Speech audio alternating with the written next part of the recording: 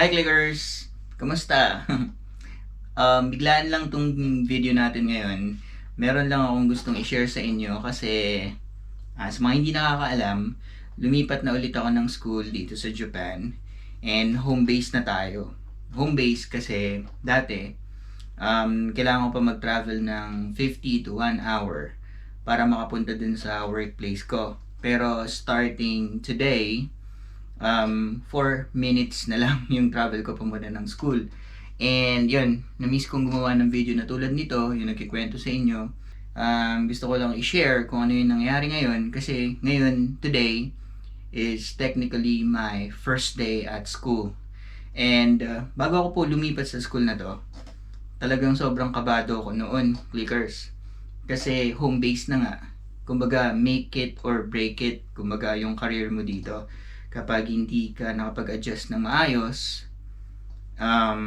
may hirapan ka. May hirapan ako. Yun yung iniisip ko talaga noon. Na talagang pinaghandaan ko siya. Kasi yun nga, sabi ko sa sarili ko, kapag hindi ako naging comfortable sa school na to, and baka hindi ako magiging masaya na pumunta sa school. Kaya talagang, yun, pinaghandaan ko siya. Kaya ngayon, gusto kong i-share sa inyo kung ano yung nangyari today kasi it really went well and I'm so happy about it. Gusto kong i-share sa inyo kung ano yung mga ginawa ko na hopefully makatulong dun sa mga nagbabalak na magtrabaho dito sa Japan bilang ALT, makatulong sa inyo para mas makapag-adjust kayo ng maayos at mas mabilis at maging mas comfortable sa schools ninyo, especially sa first day. Kasi very important yung day 1 sa workplace. You know, first impression really lasts here in Japan. Meron akong gustong i-share sa inyo. Nagsulat ako dito ng 10 tips na pwede ninyong i-apply din sa situation ninyo in the future, or if lilipat kayo ng schools, pwede ninyong gamitin na guide yung mga ideas na to, itong 10 ideas na to. So first one, na very effective na ginawa ko, memorize all the teachers' names. So as much as possible, gaano man karami yung teachers dun sa pupuntahan mong school, make it a point, mag-effort ka na i-memorize yung mga pangalan nila. Kasi kapag tinawag mo sila sa pangalan nila, they will really appreciate it.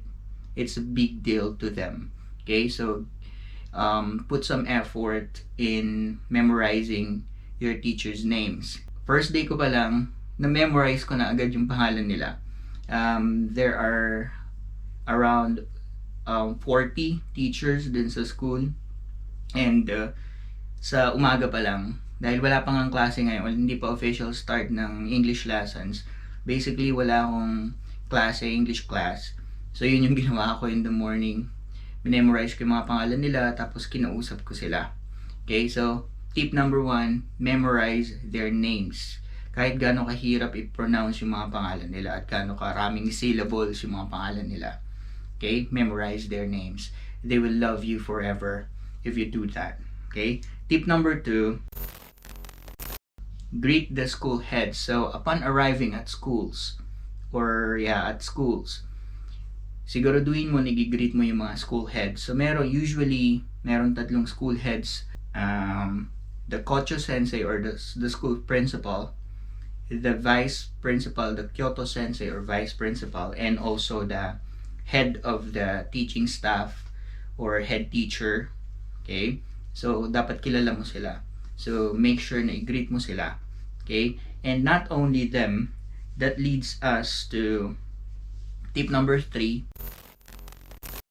i-greet mo rin yung lahat ng teachers, lahat ng expected na magiging workmate mo, magiging teaching partners mo, lahat ng teachers ng first grade up to 6th graders, lahat ng teachers na yon, your ego tanto, the Japanese teacher in charge of the ALTs or English studies, i-greet mo sila lahat. And pati yung mga janitor, pati mga clerk, school staff, school nurse, lahat na makikita mong tao sa loob ng school, i-greet mo silang lahat. they will appreciate you kapag ginawa mo yun. Try to talk to all of them, diba? Speak with them. Isa-isahin mo sila. Hindi mo naman kailangan magstay doon ng matagal sa isang tao eh.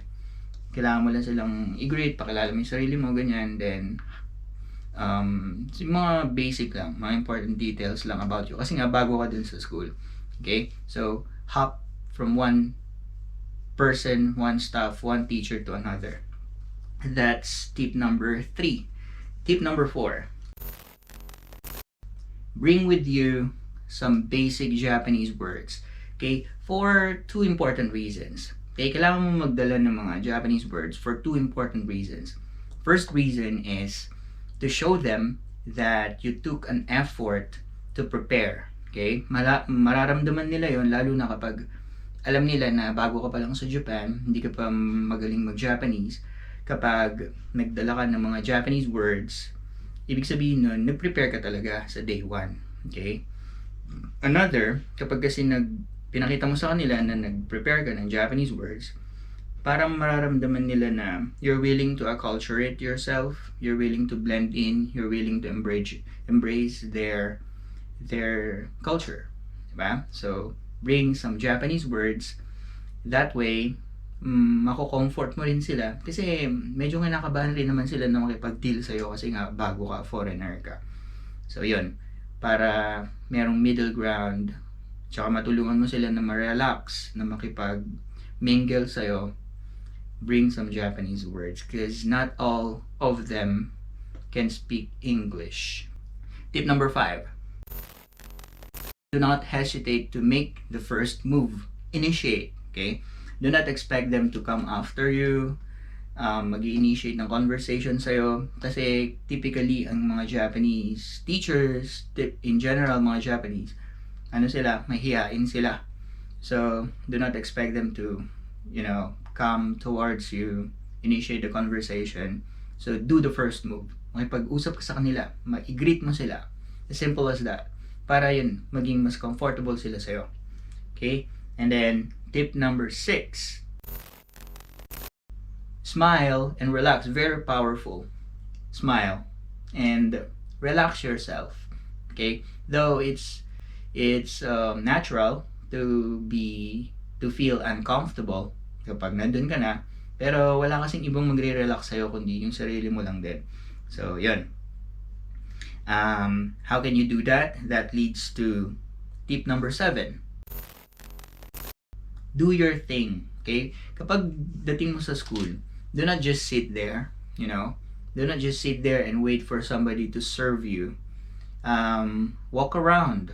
Especially kapag wala ka pang schedule for a class, tulad ko kanina. Walk around and try to familiarize yourself with the different places, different rooms in the school, especially yung mga Japanese schools, meron silang first, second, third floors, 3-story yung mga building nila. So walk around. That's a good way to comfort yourself, to relax yourself. And also, kapag meron ka mga nakita na mga students or staff or teachers along the way sa corridor, greet mo sila. That's your chance to speak with them, di ba? So, walk around. Yun yung ginawa ko kanina. And then, tip number 8. Pwede ka magtanong dun sa Japanese teacher in charge of you or the ego danto. Magtanong ka ng mga materials na pwede mong i-prepare, or magtanong ka kung saan pwedeng hanapin yung mga ganitong bagay. For example, mga flashcards, mga materials, teaching materials, kung meron bang computer na pwede kang gamitin, kung maglista ka ng mga questions na kailangan mo ng answers, and then try to ask the teacher in charge. Okay? Para meron kang gawin sa first day, especially kung wala ka pang lesson assignment for the day. Tip number 9. Kapag nasa teacher's office ka, tapos meron kang mga kasamang mga teachers na hindi nagsasalita at hindi naman sila busy, okay lang na kausapin sila. Okay? Ask them simple questions. Ang maganda kapag bago ka pa lang sa isang school, pwede mong tanungin yung mga bagay na very basic, get to know more about them, questions like gano'n na sila katagal doon, ganyang tanong, kung where are they from, and kung anong grade level yung tiniteach nila, or anong subjects yung in charge sila, mga ganong questions. Just be careful with your art of questioning, the kind of questions that you're asking. Do not ask personal questions, okay? Avoid them. Tanong ka lang ng mga questions na hindi personal, school related. Yan. Kung personal man, siguro yung mga ano lang. For example, what sports do you like, or what food, what drinks, what do they prefer drinking, like tea or coffee, mga ganun lang. Yun. Try to avoid personal questions, but do not avoid asking them questions, para meron kayong time to talk with one another, para mas makilala mo sila and mas maging comfortable sila sa'yo. And tip number 10. One common and thoughtful move, especially kapag mag-umpisa ka pa lang sa isang school, is bring something for them. It's not necessarily an expensive one, okay? They call it here as omiyage, or souvenir, or present. Okay, a simple gift, a simple token. Magdala ka ng yung mga cheap lang na pwede mong ibigay sa kanila. Tulad ko, ang binigay ko sa kanila, drip coffee. Di ba? So, it's not expensive, and almost everyone loves coffee. So, I think the item is good enough. Okay, it's a good choice. Yan. And bonus tip pala, kapag ipapakilala mo yung sarili mo, do not give a lot of information about yourself. Kapag sa first meeting pa lang, ang i-share mo lang sa kanila, tama na yung sabihin mo yung anong pangalan mo, kung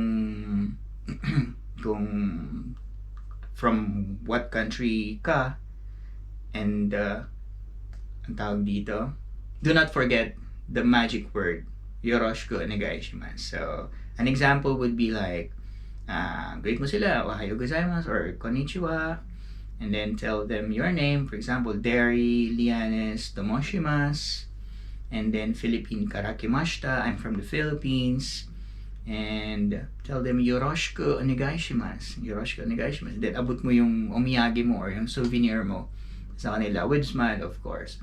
So, yun, simple as that. Then, wait for a couple of seconds, kasi mag-aano sila yan, mag-answer back sila, mag-introduce din sila ng sarili nila, or they will ask you some questions, like they will ask you to repeat your name, kasi they want to know how to properly pronounce your name. So most probably ganun yung mangyayari, papakilala nila yung sarili nila, and it's proper also to repeat their name. For example, merong isang teacher kanina, ang pangalan niya Kumihiko, Mr. Kumihiko Sensei. So, Kumihiko. So, 4 syllables, diba? Medyo challenging siya na i-memorize. I asked him to repeat his name, kaya medyo naiiwan siya dito sa isip ko, kaya memorize ko na siya. Something like that. So, kapag sinabi nila yung pangalan nila sa'yo, i-repeat mo siya clearly, and then gamitin mo siya kapag nakita mo siya sa daan. Simple as that. Diba? So, yun. Tell your name, tell them where you came from, and then yoroshiku onegaishimasu. Very important. Like, I'm looking forward to working with you. Yoroshiku onegaishimasu. Yun, as simple as that. Okay? Yun. So, it's very important to be friendly, and it's really, really important to establish a good working relationship, and establish yourself on your first day, kasi ang hirap makipagtrabaho kapag hindi ka comfortable sa mga people, mga colleagues around you, diba? So, yun, those are my tips, advice, especially sa mga mag-work dito sa Japan, especially on your first day. Alright, sana makatulong yung mga tips na yun, and yeah, i-share ko lang. Marami pa akong gusto i-share sa inyo and coming up sila sa mga susunod natin mga uploads. Alright, so that's all for now. Take care, clickers. Bye. See ya.